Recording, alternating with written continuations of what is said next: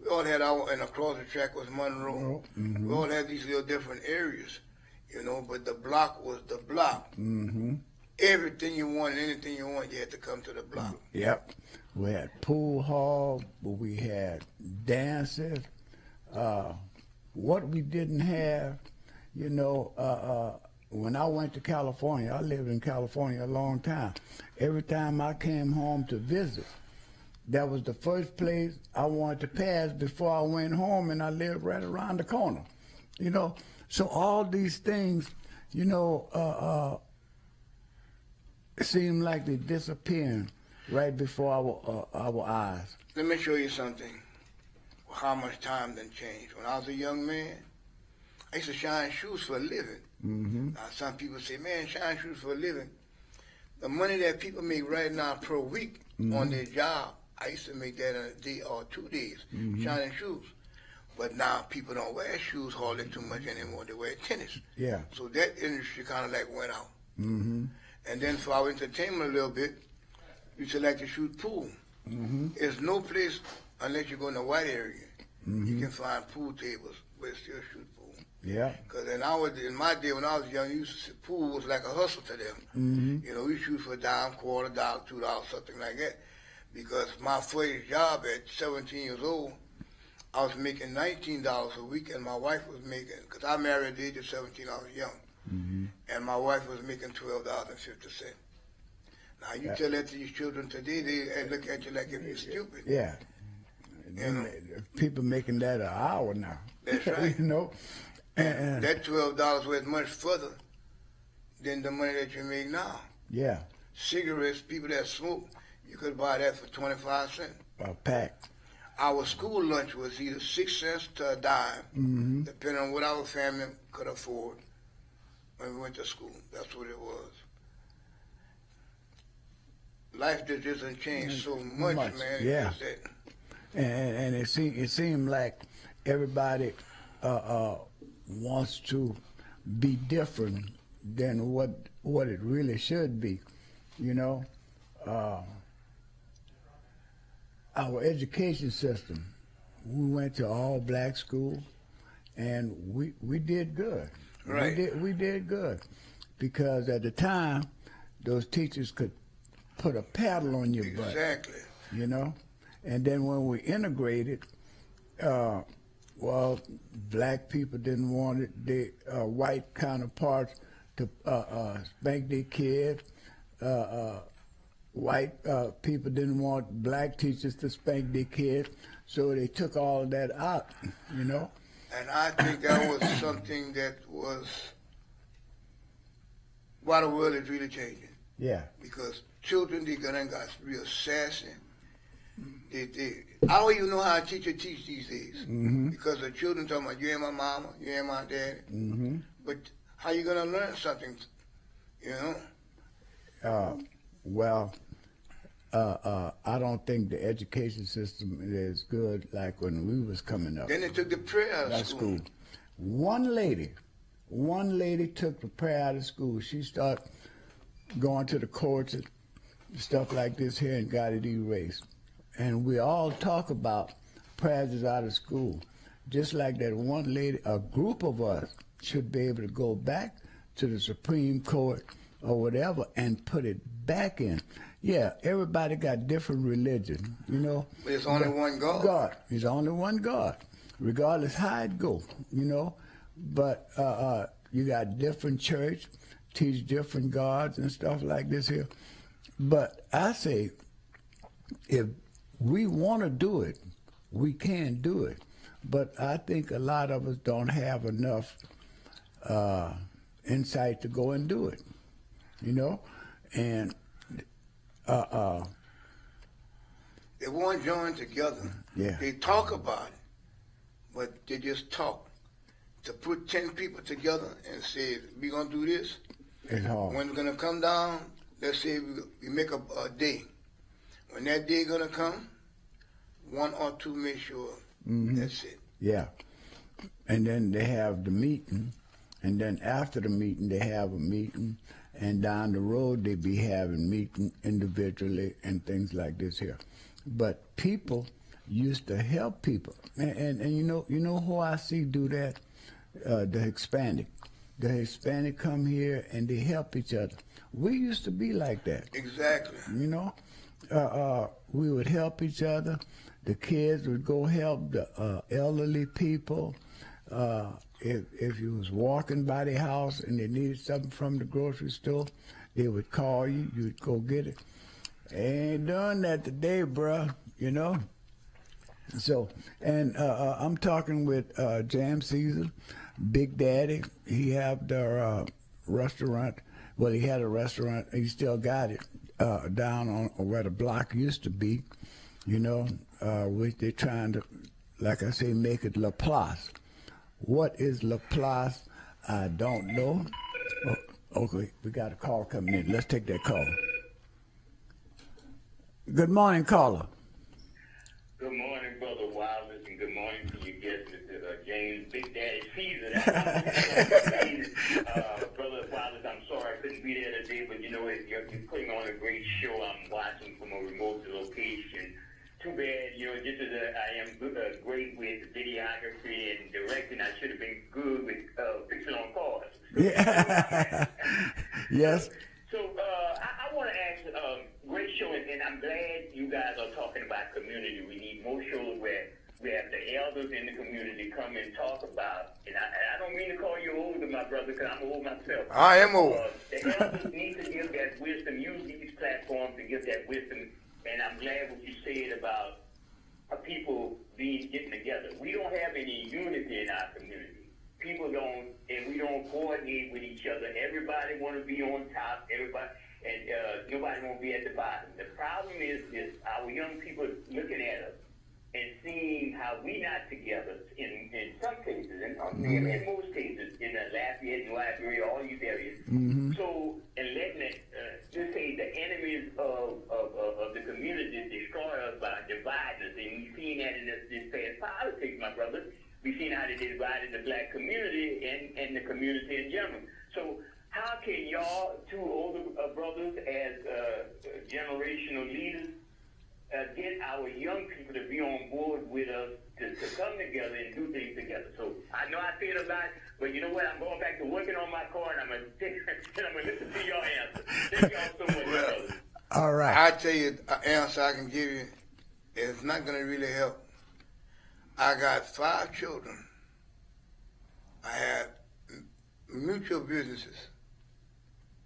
And I cannot get one to even take over.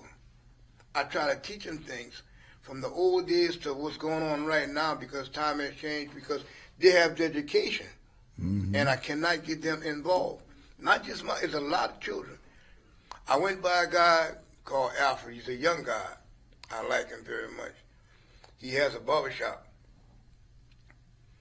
And I go to him to try to educate him on the things that's going on now, to help him out, and to help where he can help his kids and help a lot of other young generation people to get in business, to make life different for the next generation.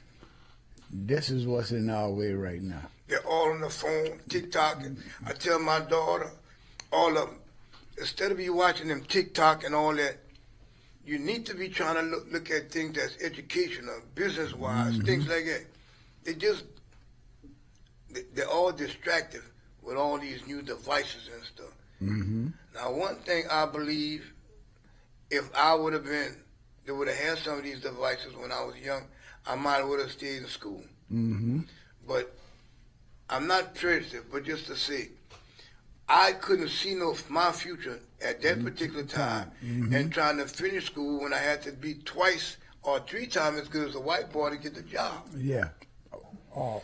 I used to hustle and made more money. When I mean hustle, I mean like shining shoes, racking balls. I made more money than my school teacher did. Mm-hmm. And when I was a young man, I wanted to be a doctor or a lawyer. Mm-hmm. And through my experience in life, I'd have made a hell of a good lawyer. Oh, yeah. Oh, yeah. Yeah. I'd have made a good lawyer. Well, but education is part of the key. Mm-hmm. You have to have the education, and I would say street knowledge. Right. without the street knowledge, she's not going to make it because I see people, well, for example, I'm going to talk about me for an example. Can't talk about nobody else. Right. I go borrow money from the bank. Tell the lady I got no education, and they help me out. It's like the guy that showed me how to borrow for $250,000. Country Cuisine, when he built his building, he borrowed money with a group of people. I borrowed the money by myself with no education. And Ron and them used to have, they was all school teachers, already well educated people. So I'm going to call myself a dummy. If a dummy can do it by himself. What an educated person could do. Exactly. But you see, when it come down to it, Putin, you know, we don't have white education. You know, white privilege. I'm gonna say white privilege, not white education. We got a good education, you know, because we got street education. We know people. People know us, you know. But a white guy tell me that all the time. He said, "Man, you never had white privilege. You know, you always had black privilege, and black privilege is different than white privilege." Let me show you something exactly what you're talking about. In 1975, I opened up a liquor store. And when I opened up my liquor store, the white man would say, "Thank you, sir." I said, "You're not thanking me, you're thanking my money because I'm spending my money with you." Normally, I'm not going to say the word, but you would always call me out of my name. Yeah. That's the way it was. I learned so much in my life. I'm 79 years old. I learned so much. And I know I'm on my way out. But if God could just spare me another 20, 30 years, there's so much I learned. I would like to give it to a lot of young people. Take your time, man. Take your time. You know, I know. We had it rough, bro. We had it rough, you know. It hurt me to see young children talking about they done lived their life. At 16, 15 years old, they lived their life, and they're on killing spree. I can't understand it. Me neither. Can't understand it. You know. But the thing of it is, you know, they got too many parents working 2 and 3 jobs and not able to raise their kids, you know. Kid raising kids. Kids raising themselves. That 1 hour mouse, that TV, those cell phone is raising them, and they listening to what those electronic devices is saying and not what a parent is saying. You know what I mean? You see, kids raising kids. I raised kids. I was a kid myself when I got around 17. Yeah. I was just a kid, didn't know nothing. My grandmother, my grandfather, my aunts. When I mean my aunts, my great aunts, my grandmother's sisters and brothers, the older people, kept steering me the way I should go. And things I always keep dead in my mind. My grandmother told me once when I was a little boy, she said, learn how to take care of yourself. Because if I die today tomorrow, nobody's going to take care of you. So that stayed with me. So I always did work, and I'm going to say hustle because that's always going to be my vocabulary. I always did hustle. I did. Time to change. They don't pick up cans anymore. Well, they can still pick up cans. But in my time, I used to pick up soda water bottle. Oh, yeah. Milk bottles. When it was time to pick figs, you pick figs, pears, different fruits. I learned how to cook at an early age. And that's how I did open up a restaurant. I had a liquor store in 75. I always did do some kind of business of my own. My wife didn't want me to be in business for myself. She always wanted to hold a job. And I held the job for 10 years on a job I did not like. It was a good job for the railroad. And when me and my wife split up, she said, go back to work. I said, I'm going back to doing what I normally do. I can make more money on the streets, working and hustling part-time jobs, than I can make in a whole year working on the railroad. Real. Mm-hmm. Because I had to work where it was cold, where it was raining, and I hate cold weather. Mm-hmm. And you had to work where it's cold or raining and everything. Mm-hmm. When in the wintertime, I would never work. I work 12, 10 hours a day in the summer. Mm-hmm. I made a lot of money. In wintertime, I lay back and relax. Mm-hmm. And when my wife was working, I'm going to go back a little bit further. When I got married, my wife was in the 11th grade. I sent her back to school to finish her high school education. When she came home from school, I was like the wife. She had a meal cooked. Mm-hmm. Whatever she needed was there for her. Mm-hmm. It's one thing, we split up, don't get me wrong, because everybody got their difference. Mm-hmm. But you can never say she missed a meal. All my children never missed a meal. Yeah. Well, you know, y'all, this is the only man I know had a pavilion. He had a pavilion. It wasn't here in Lafayette. It was in Lord's Hill. Yeah. Mm-hmm. Yeah. Couldn't get nobody to support it. Yeah. They would rather go everywhere else but to your pavilion, you know. And when I went to it and seen it, I said, oh, man, Miss Janelle and I went there and checked it out because we wanted to get something there. And I can't remember exactly what it was. You see, everybody got cliques. Mm-hmm. I'm from Lafayette, but I'm in Lawtell. Mm-hmm. Everybody in Lawtell area, in those areas, they support each other. Well, at the time, they were supporting each other pretty good. Mm-hmm. St. Landing Parish supported itself pretty good. But being outside of Lafayette Parish, they called me a con man because the things I was doing, how I was doing it. I was giving free stuff away. Yeah. Guys was giving trail rides. I say, come to my place. That's how I try to promote it. Come to my place. I'm not going to charge you anything and give it. But I still couldn't get in the clique. Mm-hmm. You see, but that's the separation of blacks. Mm-hmm. I'm black, they're black. Yes. But I couldn't get their black clique. Yeah. Well, I could name some names, but I won't do that. Mm-hmm. But I could name some names. These people as well got been trying to get in their clique. I did everything in the world to get in their clique, but I couldn't. They did black. Well, you see what happened. When I was coming up, a lot of time I go back and look at the things that I used to look at on TV. Amos and Andy fooled us because they was always trying to beat each other. So that always put us on the defense, you know. And as just like when we was coming up, we used to look at Roy Rogers. Everybody wanted a horse like Trigger, you know, because Trigger was a pretty horse. So everybody, when we played cowboys and Indians, nobody wanted to be the Indian. Everybody wanted to be the cowboy. Yeah, the cowboy, you know.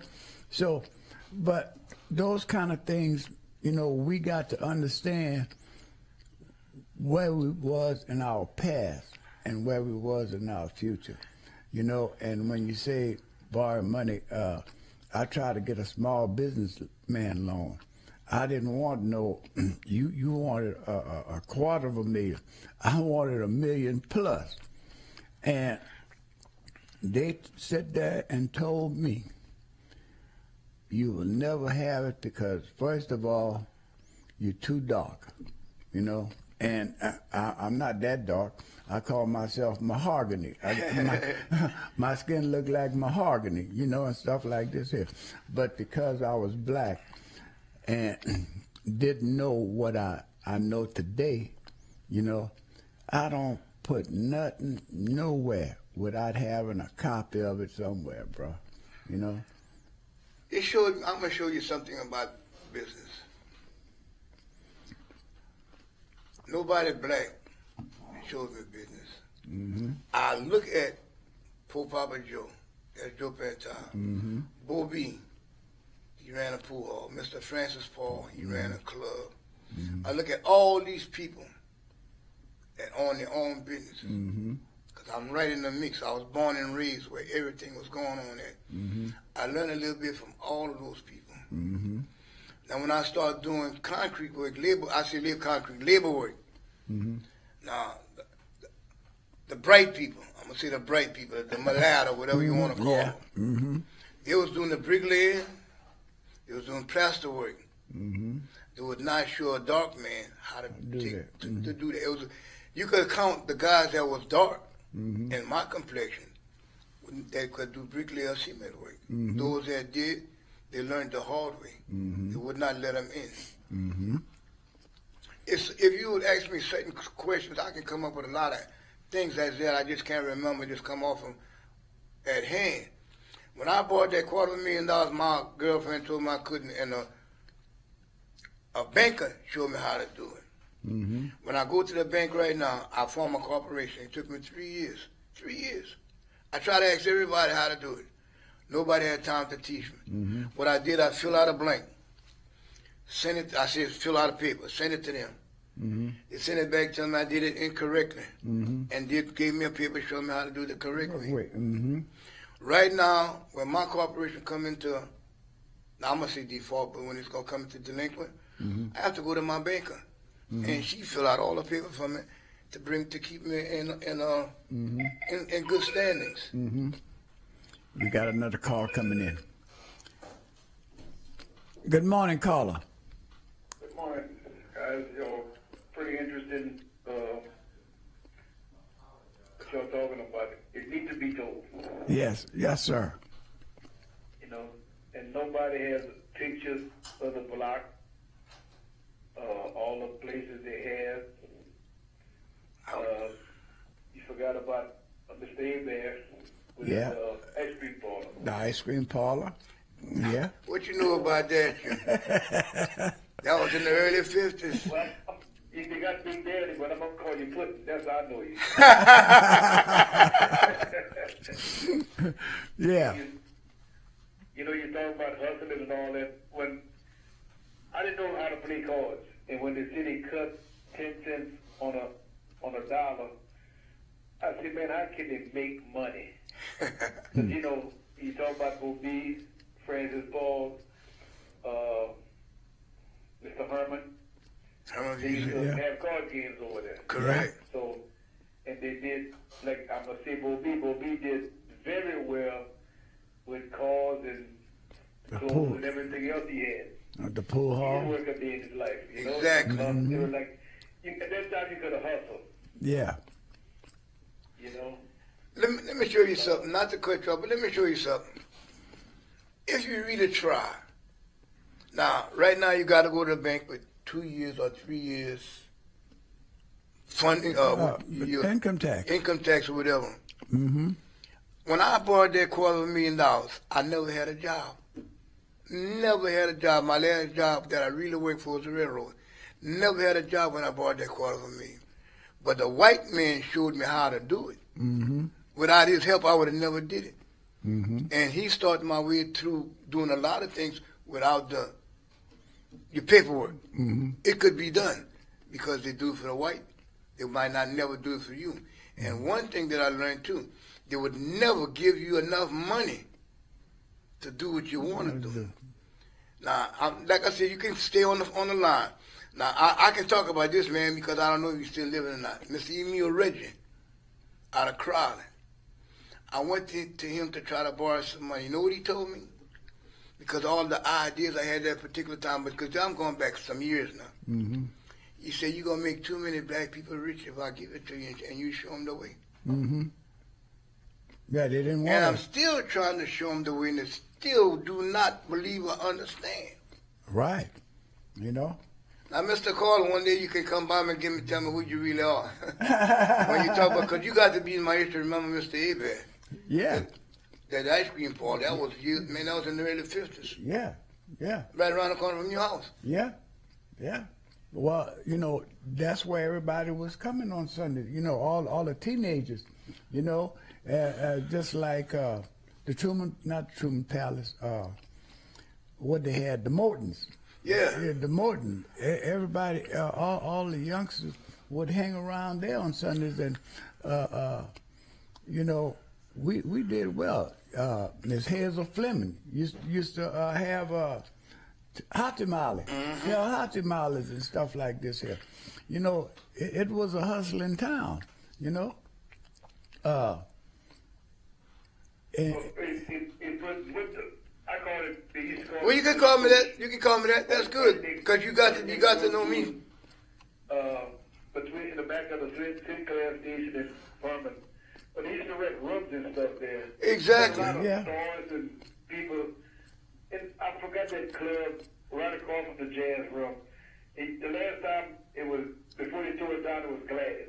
Right. Yeah. Now I don't know what it was before. that particular building used to be, Louis Benjamin. yeah. Louis Benjamin's grandfather had that building way before you talking about it, because that was kind of like, it used to be a pharmacy. Mister Burgess had that was a pharmacy. Mm-hmm. Then they made it out of a club. Yep. And then they made it out of a restaurant. Then you see on that empty corner where the theater was, when Papa Joe had it, before he built the theater, it was a club, Cap Calloway, Duke Ellington. All these old people that in the music field all played there. Mm-hmm. They played in Lafayette at Chicken Shack number 1, Nyan Berry, Leo Rendezvous, Opelousas, the White Castle, I think the name, something like that. That was the 3 biggest club in the area. Mm-hmm. What about Sam that was on the thruway? Well, they were only mostly rent rooms. Rooms. Mm-hmm. I thought the bottom was Yeah, he had a club too, but that was on the other end of town. Yeah. And it wasn't like, people would go there, but it's not like, But traffic. right. Mm-hmm. So, It's like, you forgot about Mr. Richards too? yeah. Listen, On Washington Street. now you see Mr. Richards too? He raised a family. And you remember Raw Babylon? That man had the He had a best funeral sausage. home. Mm-hmm. And I forgot the other guy. Mr. Kinchin, Mr. Chester, On Simcoe. I mean, yeah, not Simcoe. St. John. St. John Street. Yeah. Mr. Chester, man, you Yeah. got to be old like me. Because your son Gerald got killed in a car accident. Yeah. Yeah, Gerald, coming from Liberia. That's Yeah. right. Miss Ventura. That's what I'm saying. You got to be old like me to remember all these things, man. Because you see, we couldn't. We had to we was limited to the places that we went. Well, I'm 79, and for you to remember these things, you got to be in my age, bro. Well, you used to live on the right across from me there. Not right across. I used to live there. You used to live. I used to live there too. Yeah. They had 3 sharpshooter houses there. Yeah. Mm-hmm. You see, I live all over Lafayette. I'm talking about when you were small. Right. We lived over there. He's talking about education, and back in the days, education was a plus if you finished high school. Right. But it wasn't a must like it is today. Exactly. You know, because you got to get a GD to either put your foot in the door to get a job. Yeah. Back in the days, if you knew somebody or just go out there, it was really manual labor. Whether you your hands, a shovel, stuff like that. Exactly. So you didn't need to read or write. Exactly. So they didn't let us do handle money. Exactly. Yeah. Because the old people that knew money, let's say my grandmother said she had a $20 bill, and she only knew her money just one way. And if you couldn't give it to her that way, she wouldn't accept it. So you see, it's the same way like I felt at that time. I ain't need no education. I'm making more money than my school teacher. Yeah. So what I need to get the education? I never thought the education would be like it is now. Yeah. Well, you see, it's just like when we was coming up in education, they couldn't tell me I was going to be talking anywhere I want to talk because we had those dial tone phones, had party lines.